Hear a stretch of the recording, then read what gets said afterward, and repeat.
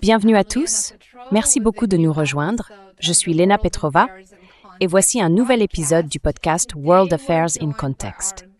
Aujourd'hui, nous recevons notre bon ami Ryan McMaken. Ryan est rédacteur en chef à l'Institut Mises, auteur et co-animateur du podcast Radio Rothbard, dont je suis une très grande fan. Je mettrai le lien ci-dessous. Ryan, bienvenue à nouveau dans l'émission. C'est un vrai plaisir de te revoir.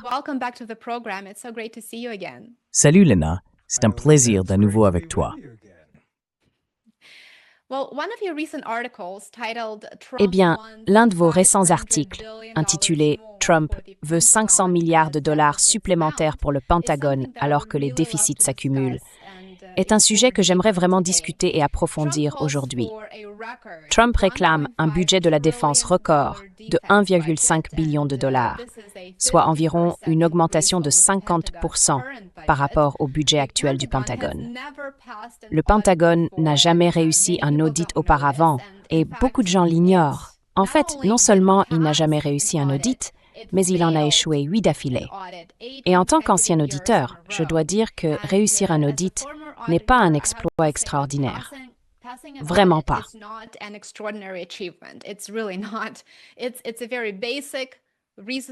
C'est une exigence très simple et raisonnable qui garantit la responsabilité et un certain niveau de transparence. Et pourtant, nous en sommes là, sur le point d'accorder 1,5 billion de dollars à une agence gouvernementale qui n'a jamais réussi un audit, une agence qui a échoué à plusieurs reprises et n'a pas été capable de fournir la documentation prouvant ses dépenses et ses actifs. Dans votre article, vous avez écrit que l'augmentation des dépenses proposées reflète à quel point l'administration Trump s'est concentrée sur la promotion de nouvelles guerres et à quel point la Maison-Blanche aime, en réalité, dépenser l'argent des contribuables. Pourriez-vous développer sur la manière dont l'augmentation des dépenses militaires est directement liée à la politique étrangère interventionniste des États-Unis, comme vous l'avez mentionné dans votre article? Et comment tout cela se fait au détriment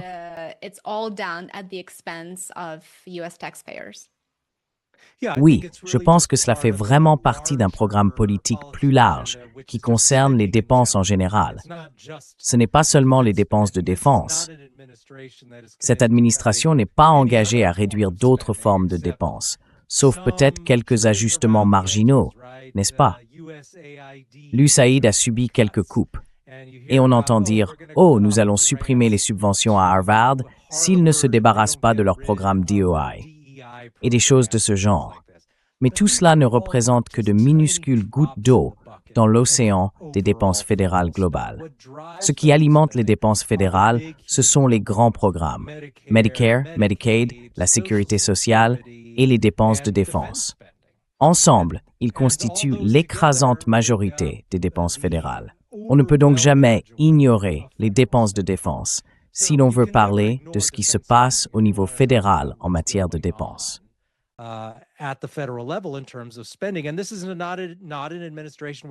ce n'est pas une administration du genre « Oh, eh bien, nous allons réduire les dépenses de la sécurité sociale ».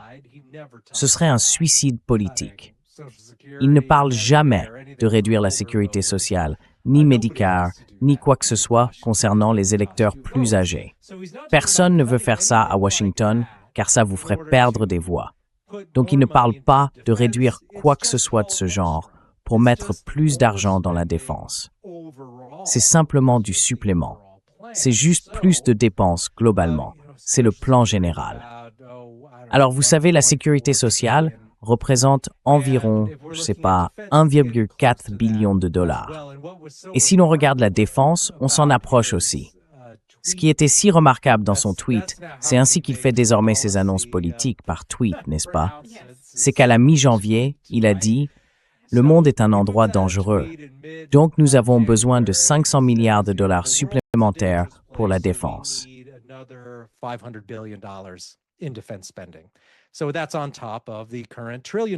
Donc cela s'ajoute aux quelques 1000 milliards de dollars actuels, ce qui représente environ une augmentation de 50% par rapport à l'année dernière au total. Il faut vraiment s'assurer que si l'on veut avoir une estimation précise des dépenses de défense, on inclut le ministère des anciens combattants. Il faut inclure les dépenses liées aux anciens combattants. Beaucoup de gens s'agacent quand on fait cela, mais c'est nécessaire, car les dépenses du VA ne sont en réalité que des dépenses de défense différées, n'est-ce pas? Qu'est-ce que les dépenses du VA? C'est un programme gouvernemental. Ce sont des programmes qui ont servi à recruter des gens pour qu'ils s'engagent dans l'armée. Rejoignez l'armée et vous obtiendrez ces avantages. Et puis, bien sûr, si vous êtes blessé, vous pouvez bénéficier des soins de santé du VA, qui, soit dit en passant, sont notoirement mauvais, n'est-ce pas?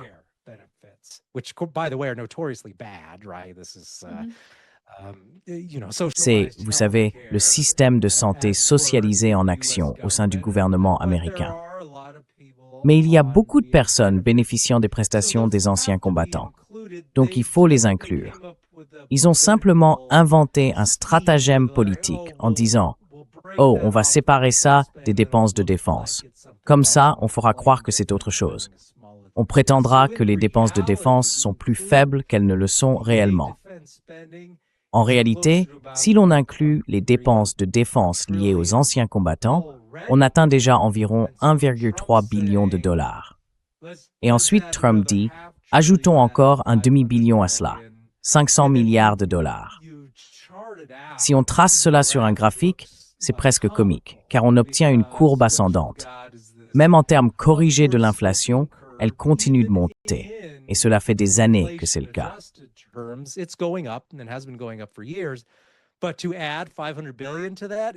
Mais ajouter 500 milliards de dollars à cela, c'est tout simplement, littéralement, hors norme. L'augmentation est tellement énorme. C'est vraiment remarquable. Maintenant, bien sûr, nous savons tous comment Trump fonctionne, et beaucoup de ses partisans diront qu'il essaie peut-être simplement de négocier 200 milliards de plus. Ce serait encore hors norme. Passer de 1000 milliards à 1200 milliards, rien que pour les dépenses du Pentagone, sans compter celles des anciens combattants. Voilà de quoi nous parlons. Ce sont des montants énormes, et ils dépassent même ceux de la guerre froide. C'est quelque chose qu'il faut garder à l'esprit. On ne revient pas à des niveaux inférieurs à ceux des années 1980, pendant la grande montée en puissance de la défense sous Reagan.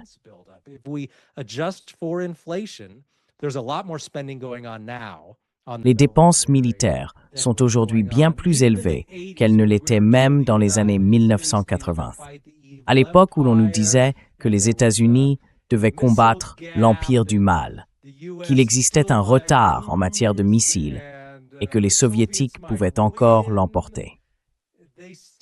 À cette époque, ils dépensaient pourtant moins qu'aujourd'hui, alors qu'ils affrontaient des pays qui, contrairement à maintenant, avaient effectivement juré une hostilité éternelle envers les États-Unis, comme les Soviétiques dans les années 60. C'est donc une réalité totalement différente. Néanmoins, les dépenses sont plus élevées que jamais.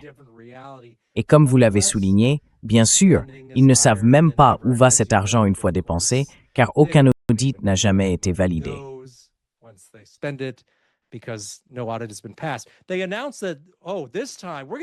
Ils ont annoncé que cette fois, ils allaient enfin s'organiser et réussir l'audit.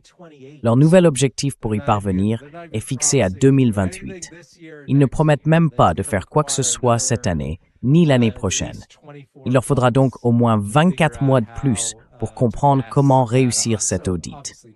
Évidemment, personne ne devrait y croire, ni le prendre au sérieux. C'est simplement la réalité actuelle, celle de nos dépenses fédérales. Elles sont tout simplement énormes.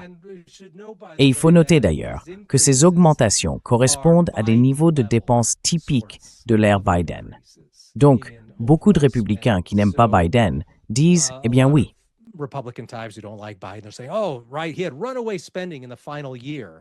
Il a eu des dépenses incontrôlées durant la dernière année de son administration, qui a été de loin l'année la plus dépensière après le COVID.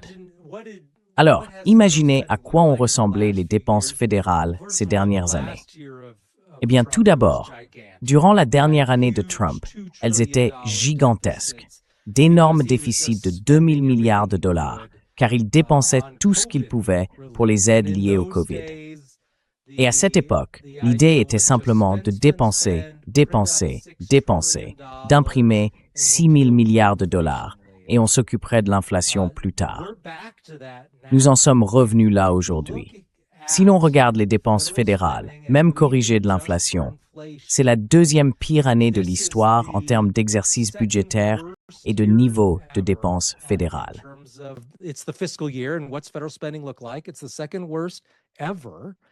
C'est le deuxième pire résultat jamais enregistré et aussi le troisième pire en termes de déficit jusqu'à présent pour cet exercice fiscal.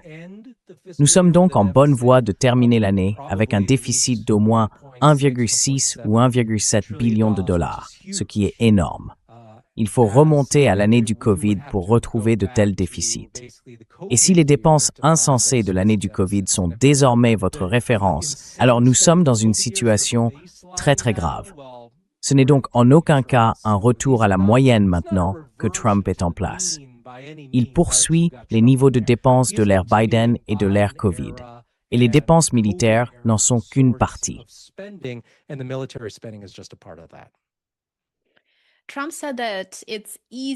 Trump a dit que c'est facile pour eux, et il a utilisé ce mot.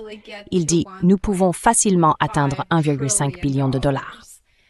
Maintenant, où l'administration Trump trouvera-t-elle ce demi-billion de dollars supplémentaire? Comme vous le soulignez dans votre article, le gouvernement fédéral continue d'augmenter ses dépenses plus rapidement que n'entrent les recettes fiscales et tarifaires.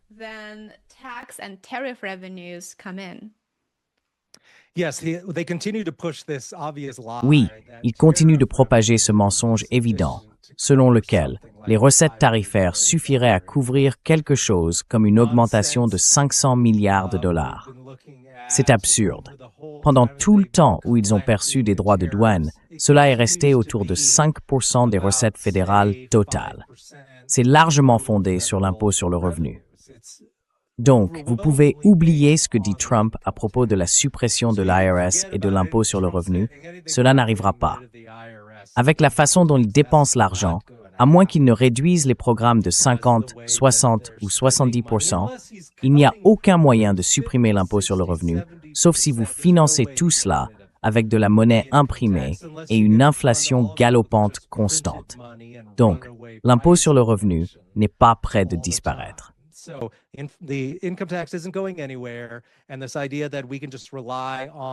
Et cette idée selon laquelle nous pourrions simplement compter sur les droits de douane pour financer cela est irréaliste.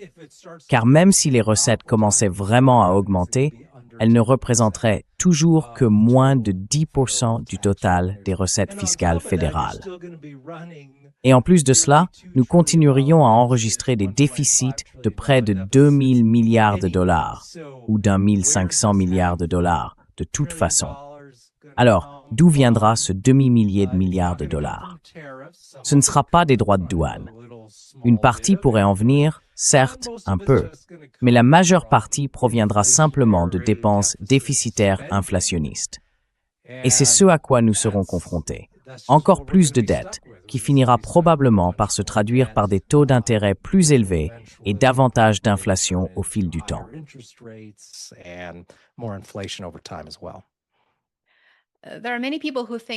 Beaucoup de gens pensent que les déficits fédéraux n'ont pas d'importance et de nombreux économistes soutiennent la même chose. Mais votre article affirme que les Américains payent en réalité très cher ces déficits. Pouvez-vous expliquer comment cela fonctionne?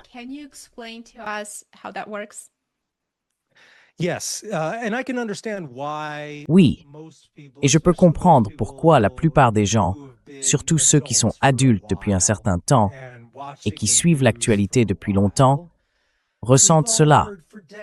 Nous avons tous entendu pendant des décennies, n'est-ce pas? Oh, les gros déficits fédéraux, c'est une mauvaise chose, nous devrions nous en inquiéter. Mais ensuite, quoi qu'il arrive, les gens demandent « Quel est le problème avec les déficits fédéraux ?» Cela ne semble pas poser de problème. Une partie de la raison pour laquelle les gens en sont venus à la conclusion que ce n'est pas un problème, c'est que les taux d'intérêt ont baissé au cours des 40 dernières années. Ils ont atteint des niveaux très élevés au début des années 1980, lorsque le président de la Réserve fédérale de l'époque essayait vraiment de maîtriser l'inflation. Et donc les taux d'intérêt ont alors atteint des niveaux très élevés.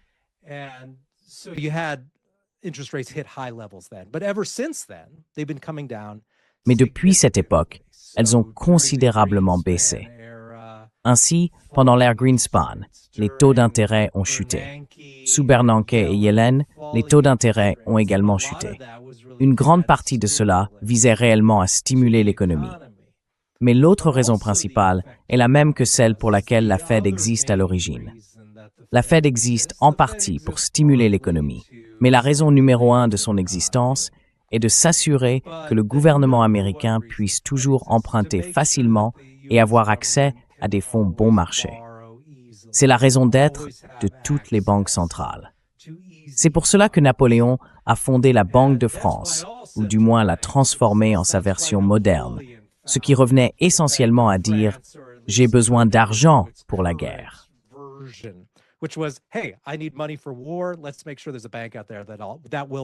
Assurons-nous qu'il existe une banque prête à me prêter de l'argent à des taux d'intérêt abordables. Mais cette situation a changé. Lorsque les taux d'intérêt baissent continuellement pendant plusieurs décennies, on a l'impression que les déficits n'ont pas d'importance, car on peut accumuler de plus en plus de dettes sans vraiment se soucier des paiements d'intérêt. Imaginez simplement que vous ayez un prêt immobilier et que vous puissiez le refinancer tous les quelques années, avec un taux d'intérêt qui baisse à chaque fois. C'est d'ailleurs ce que beaucoup de gens ont fait pendant une grande partie de cette période.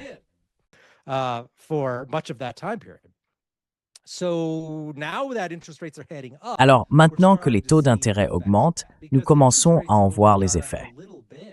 Les taux d'intérêt n'ont augmenté qu'un peu en moyenne, par exemple pour les bons du Trésor du gouvernement fédéral, mais le montant que le gouvernement doit désormais verser en intérêt sur son immense dette, qui s'élève actuellement à environ 38,7 billions de dollars, devient considérablement plus élevé, et ce à un rythme rapide.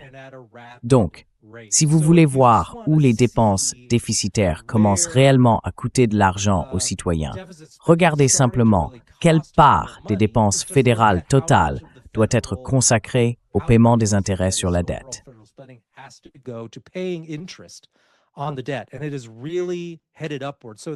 Et cela augmente vraiment. L'année dernière, nous avons payé environ, je crois, 1,8 billion de dollars au total.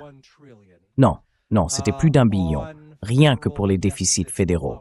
Donc ça fait 1 billion de dollars sur ce qui est probablement, en termes de recettes fiscales, environ 5 billions en utilisant des chiffres très approximatifs. C'est une part importante des dépenses fédérales globales qui ne sert qu'à payer les intérêts de la dette. Maintenant, on ne fait que payer les intérêts de vieilles guerres perdues, de vieux programmes sociaux pour des gens morts depuis longtemps, pour des choses que les jeunes travailleurs n'ont jamais approuvées, dont on ne leur a jamais parlé, qu'ils n'ont jamais validées. Et ils payent maintenant des billions de dollars.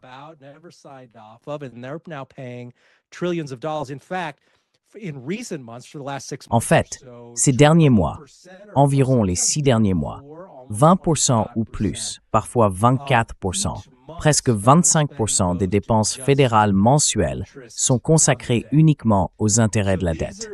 Ce sont des chiffres énormes et ils ne vont faire qu'augmenter à mesure que la dette fédérale s'accroît, car rien ne laisse penser que les taux du Trésor vont baisser de manière significative.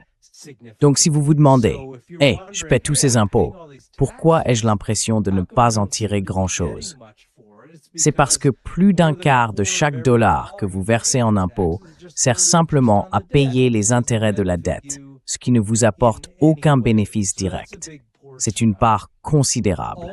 De plus, un autre facteur est que cela fait grimper les taux d'intérêt pour vous, en tant que simple citoyen. Et pourquoi? Parce que pour financer son immense dette, le gouvernement doit emprunter toujours plus d'argent.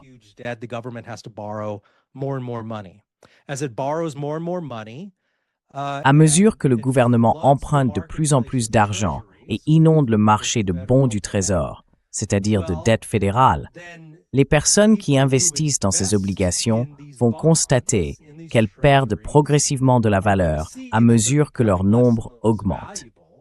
Elles vont alors se dire « Nous ne voulons plus payer autant pour cette dette maintenant qu'elle est omniprésente ». Cela signifie donc que les rendements doivent augmenter, car les investisseurs veulent payer un prix plus bas pour leurs obligations, devenues trop courantes, elles valent moins. Par conséquent, les taux d'intérêt versés devront augmenter. Cela entraîne une hausse générale des taux d'intérêt dans l'ensemble de l'économie, car les bons du Trésor représentent une part importante du paysage des taux, et l'on assistera donc à une montée des taux en conséquence.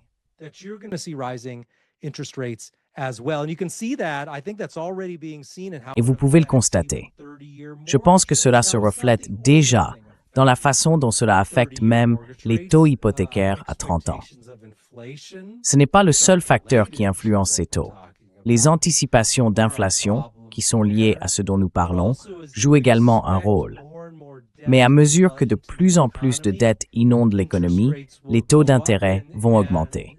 Et depuis que la Fed a commencé à baisser les taux d'intérêt en septembre 2024, les taux à 30 ans ont en réalité légèrement augmenté. Ces derniers mois, on a entendu de nombreux appels à faire redescendre les taux hypothécaires à 30 ans. La Fed ne fixe pas vraiment les taux hypothécaires, mais elle peut essayer de les influencer. C'est pourquoi elle a de nouveau abaissé son taux directeur.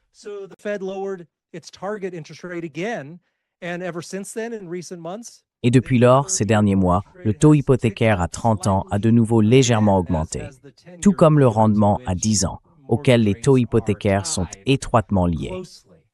Cela est dû à toutes ces montagnes croissantes de dettes et de dépenses déficitaires. Une grande partie de la sensibilité visant à faire baisser les taux d'intérêt a été rompue. Elle a été détruite. Et maintenant, il y a une pression à la hausse sur les taux d'intérêt.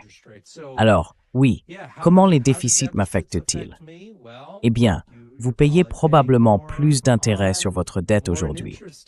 Une plus grande part des impôts que vous versez sert simplement à rembourser d'anciennes dettes sans valeur accumulées par le gouvernement il y a des années. Cela touche les gens, et la situation va encore s'aggraver à mesure que la dette augmentera et si les taux d'intérêt ne redescendent pas de manière significative.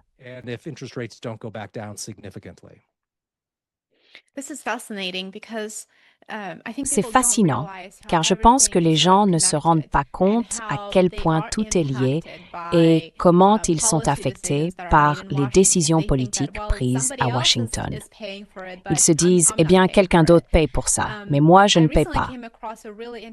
Je suis récemment tombée sur une étude vraiment intéressante, j'ai dû la chercher rapidement ici, réalisée par l'Institut de Kiel en Allemagne.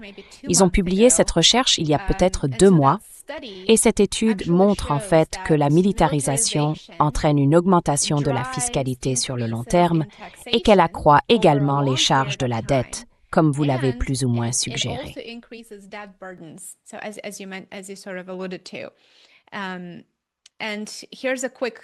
Et voici une courte citation tirée de la recherche. Ils affirment que lorsque les pays renforcent leurs forces armées, c'est une façon très polie de le dire, mais bref, que ce soit en raison d'un conflit direct ou de la menace d'une guerre, ils suivent une trajectoire historique stable de financement qui influence la fiscalité et les charges de la dette à long terme. J'ai donc publié un court article sur mon Substack à partir de cette recherche, que je trouvais fascinante.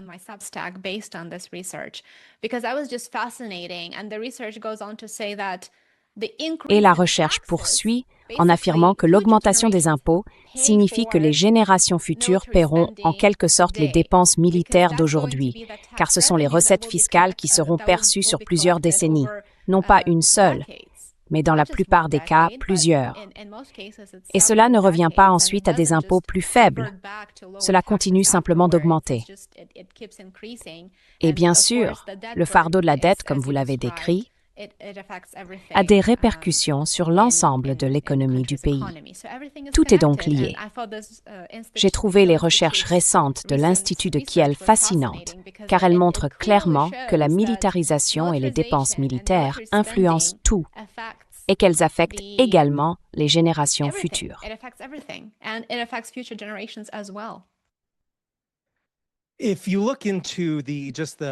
Si l'on se penche sur les recherches concernant les origines et la création de l'État en tant qu'institution, n'est-ce pas? Il s'agit d'une institution vieille d'environ 500 ans. L'État monopolistique et bureaucratique tel que nous le connaissons aujourd'hui. C'est quelque chose de très différent des systèmes de gouvernance médiévaux en Europe occidentale.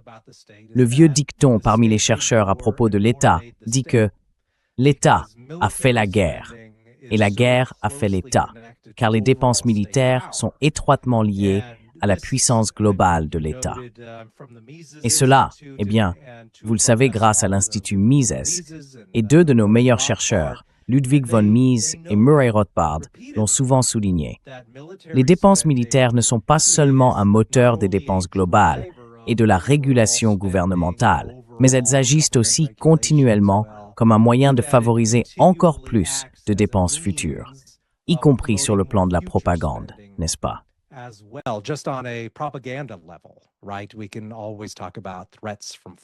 On peut toujours parler des menaces venant de puissances étrangères et ainsi de suite. Et on peut voir cela à l'œuvre en permanence. À quel point c'est utile pour canaliser toujours plus de ressources vers le secteur de la défense. Maintenant, les personnes qui soutiennent cette approche invoquent souvent un faux prétexte. Elles créent une fausse dichotomie. Elles disent que soit vous êtes en faveur d'augmentation continue des dépenses militaires pour l'éternité, soit vous êtes pacifiste.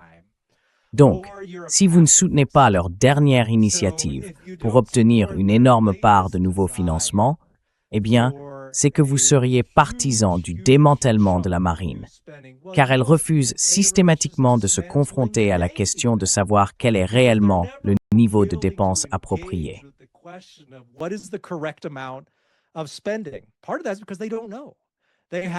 En partie, c'est parce qu'ils ne savent pas. Ils n'ont pas de définition. Ils ne savent pas quel est le niveau de dépenses approprié. Et ils veulent constamment élargir les théâtres d'opération, surtout les Américains. Ils cherchent toujours à étendre les zones dans lesquelles ils peuvent intervenir. Et les États-Unis, n'est-ce pas? Il n'y a jamais de désengagement d'une partie du monde pour se concentrer sur une autre. Nous ajoutons simplement une nouvelle région du monde à notre champ d'intervention. Et cela diffère tellement de ce que nous pourrions soutenir que l'on pourrait appeler la neutralité armée, n'est-ce pas?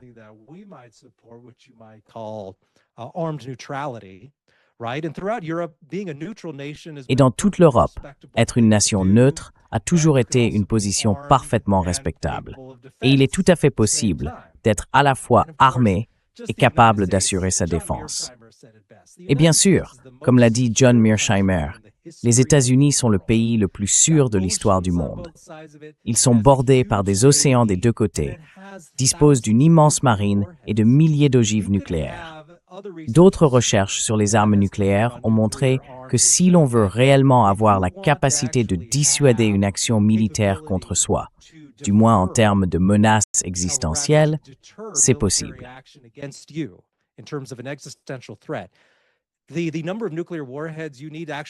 Le nombre d'ogives nucléaires dont on a réellement besoin se compte probablement par dizaines, pas par milliers.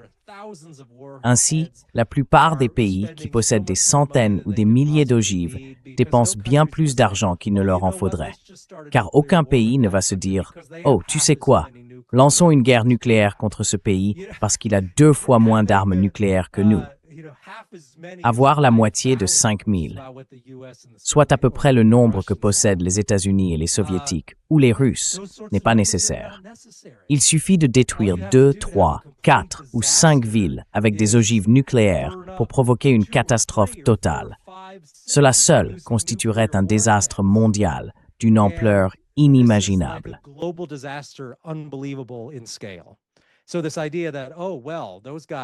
Donc cette idée selon laquelle, eh bien ces types en ont un millier, alors nous ferions mieux de dépenser plus d'argent pour moderniser et mettre à jour nos armes nucléaires, est en réalité complètement absurde, du délire. Mais c'est exactement le genre de discours que les agences de défense aiment tenir, parce que cela entraîne beaucoup plus de dépenses militaires. Alors qu'en réalité, si vous êtes un pays, disons la France, vous avez une marine opérationnelle. Vous disposez d'un arsenal nucléaire en quantité très modérée. Personne ne va envahir votre pays car cela entraînerait des représailles extrêmement dangereuses. Et vous n'allez pas non plus les envahir, parce que les dépenses de défense, la défense réelle, nécessitent des sommes bien moindres que les dépenses offensives, celles qui visent à occuper des pays étrangers ou à traverser le monde pour les attaquer.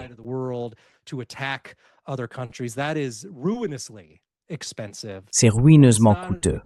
Ce qui ne l'est pas, c'est simplement d'avoir une marine qui protège ses propres frontières. Mais ces distinctions ne sont jamais faites.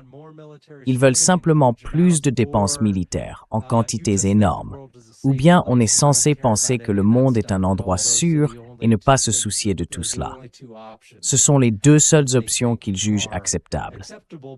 Mais en réalité, les dépenses de défense ne sont pas quelque chose dont on peut se débarrasser, car elles sont profondément ancrées dans les coalitions gouvernementales de la plupart des États.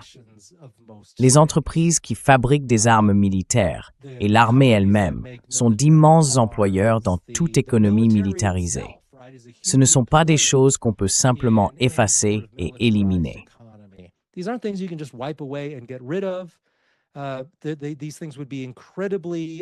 Ces mesures seraient incroyablement impopulaires sur le plan politique, et elles couperaient également une grande partie du système de clientélisme militaire ou gouvernemental. Ces dépenses publiques qui contribuent à renforcer le soutien au régime lui-même. Dans chaque cas, cela permet aussi de continuer à centraliser le pouvoir. C'est utile pour la construction de l'État. Et c'est pourquoi tous les spécialistes de l'histoire de l'État affirment que la guerre a construit l'État et que l'État a mené des guerres. C'est absolument central pour disposer d'États forts, capables de lever l'impôt, de contrôler et de réguler leur propre population, tout en s'engageant dans de nombreuses autres activités. Cette étude, bien sûr, illustre empiriquement ce qui constitue, depuis des décennies, la théorie dominante sur le fonctionnement de l'État dans sa relation avec la guerre. Ce n'est donc pas vraiment surprenant d'en entendre parler.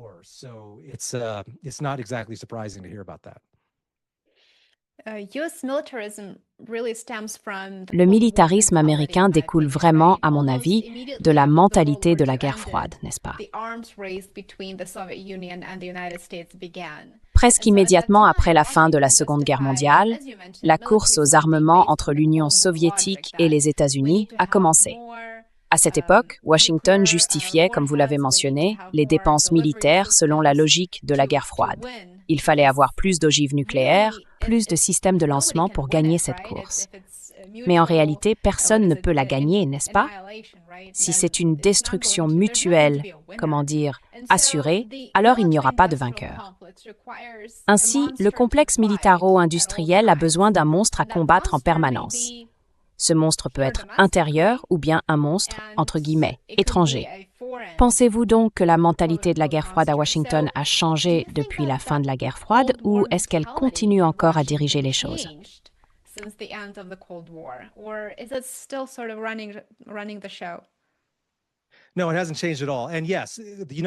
Non, ça n'a pas du tout changé.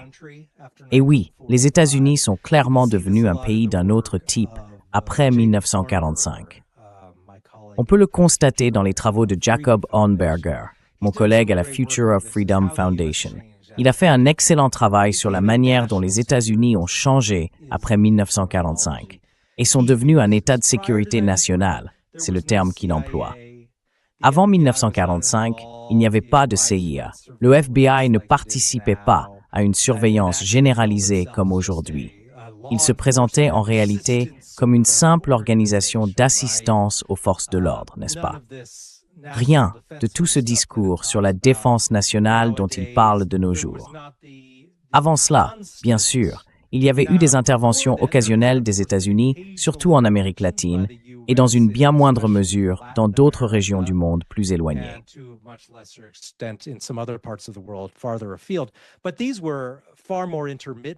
Mais ces dépenses étaient bien plus intermittentes et les montants qui leur étaient consacrés étaient beaucoup plus faibles.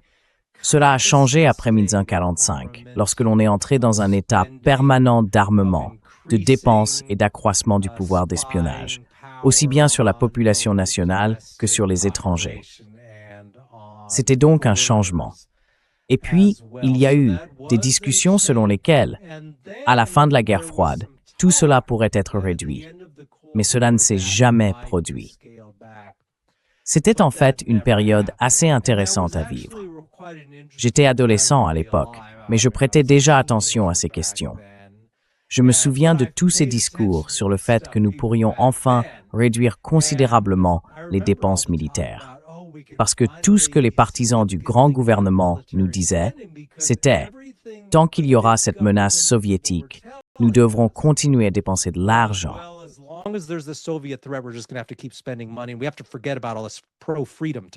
Nous avons dû oublier tout ce discours en faveur de la liberté pendant la durée de la guerre froide. Mais une fois les Soviétiques vaincus, nous pouvions redevenir un gouvernement républicain très modéré, très humble, et retrouver tout cela. Mais cela ne s'est jamais produit. Dès que la guerre froide a pris fin, les États-Unis ont immédiatement commencé à parler de devenir une puissance unipolaire, une hégémonie mondiale, d'amener tous les autres pays du monde à refléter les idées américaines des droits de l'homme. Et c'est ainsi que les États-Unis, bien sûr, se sont impliqués en Yougoslavie, imposant une vision américaine des droits de l'homme à tout le monde. C'est quelque chose dans lequel les États-Unis ne se seraient jamais engagés au XIXe siècle.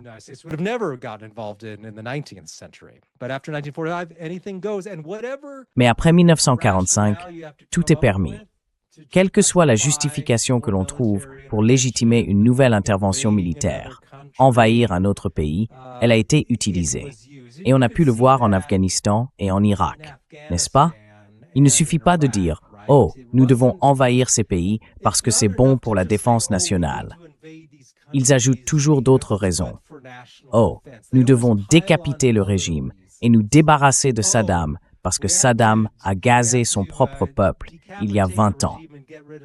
Nous devons renverser le régime afghan parce qu'il persécute les femmes et ne les laisse pas aller à l'école. » Ce qui, soit dit en passant, n'est pas le cas.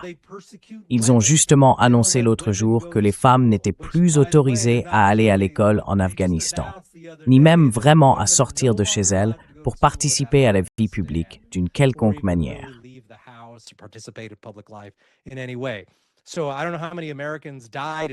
Je ne sais pas combien d'Américains sont morts en Afghanistan pour remplacer les talibans par les talibans, mais c'est bien ce qui s'est passé. Et les femmes se retrouvent exactement là où elles en étaient quand on nous disait que les États-Unis devaient faire la guerre pour des raisons de droits humains. Puis bien sûr, il y a eu la raison des armes de destruction massive. Ils vont nous bombarder si vous laissez Saddam garder ses armes de destruction massive, ce qui était vaguement défini. Et il s'est avéré que tout cela n'était que des absurdités. Ils ont donc toujours une multitude de raisons supplémentaires. Et c'est exactement ce qui se passe depuis environ 1991, quand l'Union soviétique s'est effondrée et a disparu. Ils ne cessent de trouver de nouvelles raisons de déclencher des guerres chaque année, toujours contre des pays plus petits qui ne peuvent pas vraiment riposter. Les États-Unis n'ont pas combattu un pays de même niveau depuis 1945, mais ils ont réussi à faire perdurer tout le système.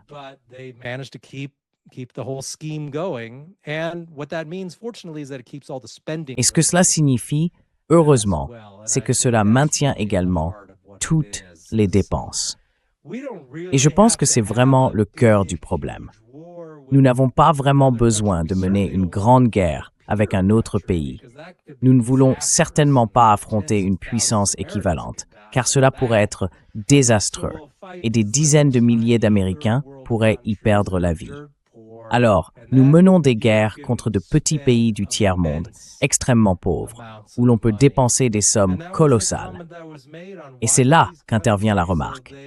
Pourquoi ces pays auraient-ils besoin de seulement 50 ogives nucléaires, alors qu'ils en possèdent 10, 100, voire 1000?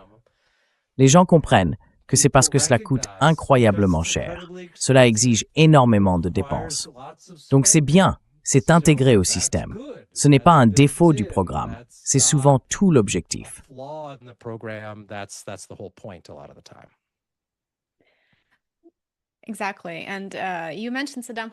Exactement. Et vous avez mentionné Saddam Hussein. Et je voulais simplement ajouter quelque chose à ce sujet car ça m'a rappelé la guerre Iran-Irak. À cette époque, Saddam Hussein n'était pas un monstre que les États-Unis devaient combattre. Il était un allié contre l'Iran. Et de nombreux rapports montrent que Saddam Hussein a reçu des armes chimiques de la part d'alliés occidentaux pour les utiliser dans la guerre contre l'Iran lorsque l'Irak a envahi l'Iran.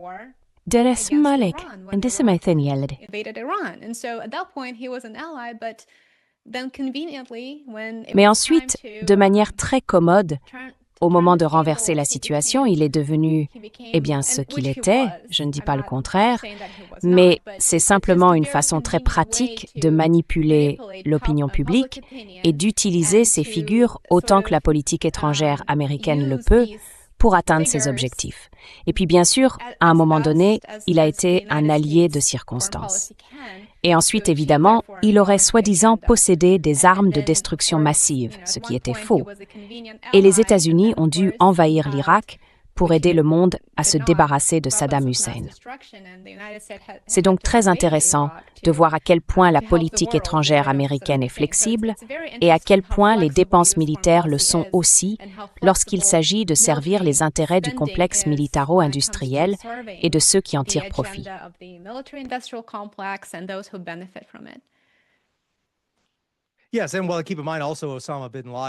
Oui. Et bien gardez à l'esprit que Oussama Ben Laden avait été armé et financé par les États-Unis pour combattre les Soviétiques lorsqu'ils ont envahi l'Afghanistan dans les années 1970. Et cela s'est ensuite retourné contre nous. Je veux dire, c'est une histoire intemporelle à laquelle les États-Unis se heurtent sans cesse. Donc il n'y a rien de nouveau là-dedans. Et qui sait quels problèmes surgiront à l'avenir à cause d'alliés présumés, disons, en Ukraine. Qui sait à quoi cela mènera dans 10 ans? Toutes ces armes qui ont été déversées dans ce pays et dont on a perdu la trace. Qui sait où tout cela finit?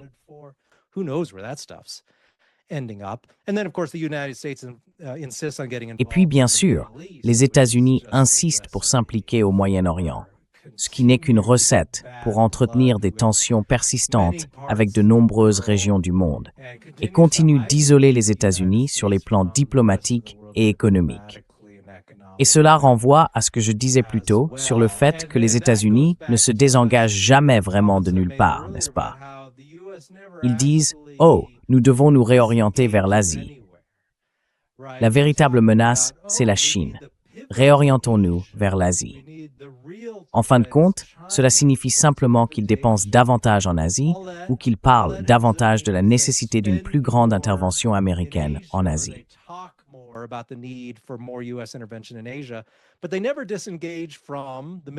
Mais ils ne se désengagent jamais du Moyen-Orient, ni de l'Ukraine, ni d'autres régions. En réalité, ils ne font qu'augmenter les dépenses là-bas, ou au moins les maintenir. Et une autre chose que fait l'administration, c'est de dire « Oh, nous revenons à la doctrine Monroe. Nous nous concentrons maintenant sur l'Amérique latine, sur l'hémisphère occidental. » Eh bien, il n'y a eu aucun désengagement ailleurs. L'attention n'est pas portée sur l'Amérique latine au détriment d'autres régions. Ils ont simplement ajouté cela comme un autre endroit où s'impliquer et dépenser davantage. Et toutes ces discussions sur le Groenland, sur le Venezuela et cette décapitation là-bas qui n'était même pas un changement de régime.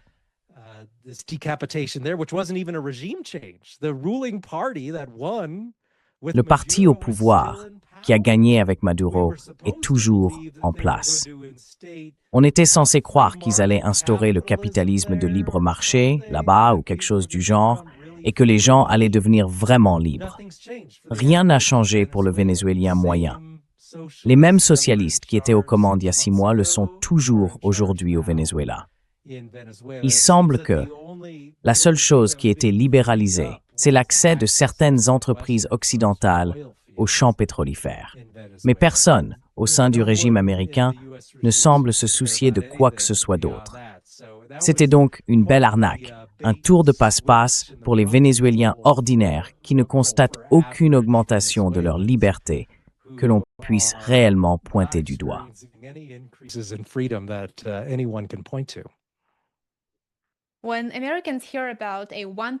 Lorsque les Américains entendent parler d'un budget militaire de 1,5 billion de dollars, ils semblent supposer qu'il s'agit avant tout de défense. Mais en réalité, cela a très peu à voir avec la défense. Les États-Unis se concentrent largement sur une posture offensive dans de nombreuses régions du monde. Rien que ces 2 derniers mois, comme vous l'avez mentionné, Trump a imposé un blocus au Venezuela avant d'enlever son président. Et maintenant, l'armada américaine se trouve dans le golfe Persique, menaçant l'Iran. En plus de cela, les États-Unis entretiennent plus de 750 bases militaires dans environ 80 pays et territoires étrangers. À titre de comparaison, certains pourraient dire « Eh bien, la Chine et la Russie en ont probablement autant ». Mais ce n'est pas le cas.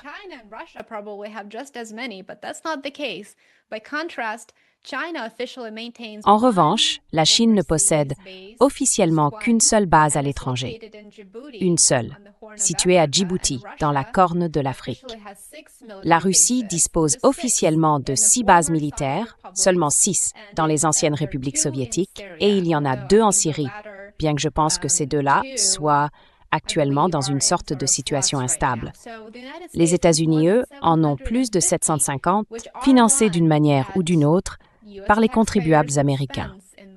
Et compte tenu de l'explosion de la dette nationale, de l'augmentation des déficits, du ralentissement de l'économie américaine et de la dégradation des infrastructures publiques ici aux États-Unis, pourquoi le public américain se montre-t-il si peu enclin à exiger de Washington qu'il réduise sa présence militaire à l'étranger?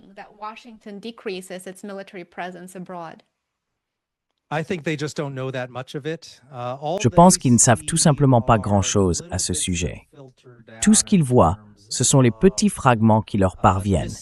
Il y a une menace étrangère ici, et nous allons nous en occuper, vous protéger, et aussi améliorer la situation des étrangers. C'était par exemple le récit qu'on entendait à propos du Venezuela. En général, les gens avec qui j'interagis sont des personnes ordinaires, qui ne suivent pas ce genre de choses toute la journée pour leur travail. Ils ont de vrais emplois. Ils ne peuvent pas passer la journée à lire le journal. Les seules informations qu'ils recevaient, c'était qu'il y avait des narcoterroristes venant du Venezuela qui allaient attaquer les États-Unis d'une manière ou d'une autre.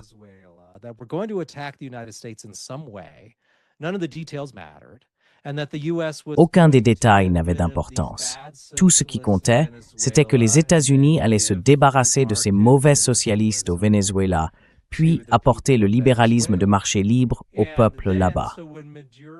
Ainsi, lorsque Maduro est enlevé et ramené de force aux États-Unis, le message était en gros « mission accomplie ». Et le public avait d'autres choses à faire. Il fallait emmener les enfants au foot, et ainsi de suite. Ils n'avaient pas le temps de se renseigner. Donc ça a marché, parce qu'ils ne voyaient que les gros titres. Et tout ce que les gens retenaient, c'était « Ah, on s'est débarrassé du méchant, le pays va mieux, et on n'a plus à s'inquiéter des narcoterroristes. » Alors qu'en réalité, si on regardait vraiment les données, il n'y avait aucun narcoterroriste en train de faire exploser des bateaux au large du Venezuela qui se trouvent à plus de 1000 milles des côtes américaines.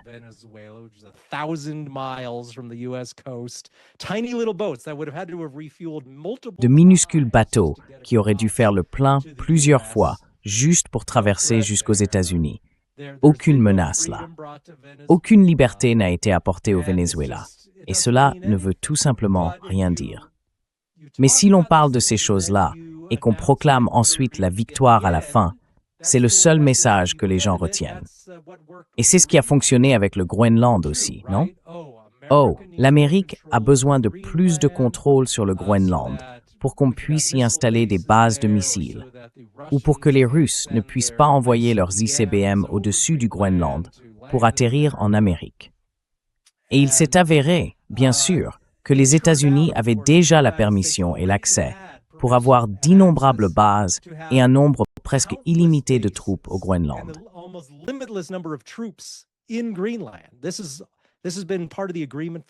Cela fait des décennies que cela fait partie de l'accord. Il n'y a eu aucun changement. Les États-Unis ont unilatéralement réduit le nombre de troupes qu'ils avaient au Groenland, mais ils sont libres de les augmenter à nouveau. Pour une raison ou une autre, Trump a décidé qu'il serait préférable, politiquement je suppose, de dire « Oh, nous allons prendre le contrôle du Groenland et nous serons plus en sécurité ».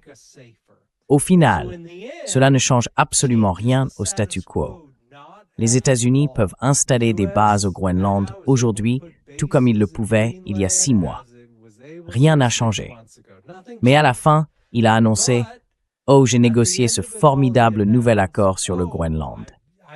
Et les gens l'ont cru, parce qu'ils ne savent pas. Je veux dire, combien de personnes connaissent l'histoire de la politique américaine concernant le Groenland? Pratiquement personne.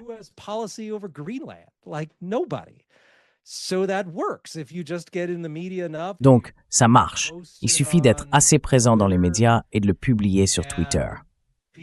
Les gens, je pense, fonctionnent généralement davantage par la peur. Alors ils se disent « Oh, je devrais avoir peur que les Russes nous bombardent à cause du Groenland », sans connaître la réalité.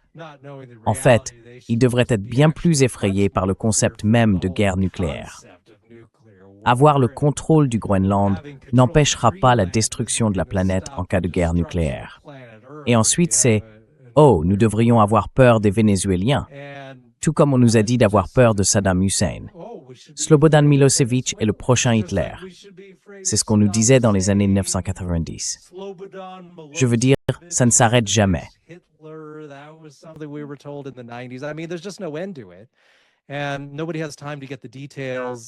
Et personne n'a le temps d'en connaître les détails. Le régime contrôle donc réellement les médias et a la capacité de diffuser ces messages. Et si vous vous y opposez, ils se mettent simplement à dire que vous êtes un pacifiste, que vous ne vous souciez pas de la liberté, que vous ne vous souciez pas de défendre les États-Unis. Et cela fonctionne encore et encore. Je dirais toutefois qu'il y a un domaine dans lequel le peuple américain a évolué. Il est, je pense, beaucoup moins tolérant envers les invasions franches de pays étrangers. Nous en avons vu les premiers signes pendant la crise syrienne, lorsque Obama disait « Vous savez quoi? Nous devons envahir la Syrie. Nous avons besoin de troupes au sol en Syrie, et nous devons y provoquer un changement de régime. »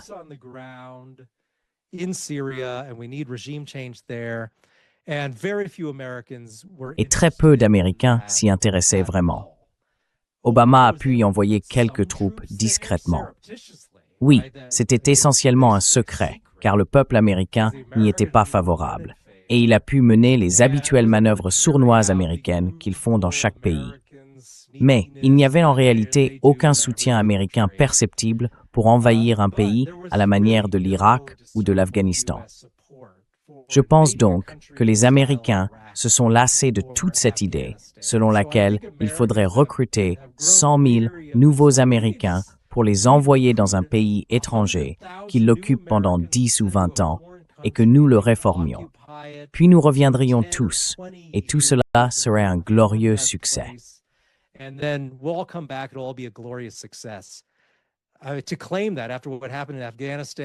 Affirmer qu'après ce qui s'est passé en Afghanistan et en Irak, où l'Irak est désormais en réalité davantage un allié de l'Iran qu'il ne l'a jamais été, après le changement de régime là-bas, cela a clairement été un échec, même selon les propres critères des États-Unis.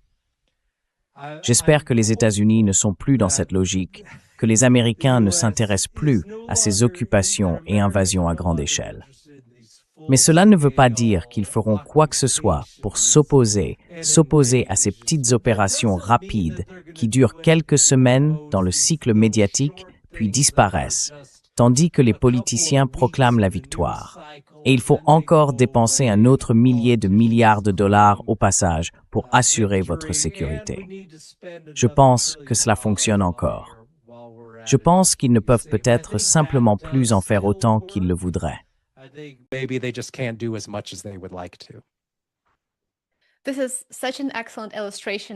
C'est un excellent exemple de la façon dont les dépenses militaires financent les interventions étrangères finance la guerre et comment la guerre est ensuite utilisée par Washington pour accroître son pouvoir politique, tandis que le contribuable américain est effectivement contraint non seulement de céder davantage de son argent durement gagné au gouvernement, mais aussi de renoncer à ses libertés et à ses droits, n'est-ce pas? J'espère que de plus en plus de gens commenceront à remarquer ces petits détails et à faire le lien. Ryan, merci beaucoup d'avoir été avec nous aujourd'hui et j'espère que tu reviendras bientôt pour un nouvel épisode. Amen.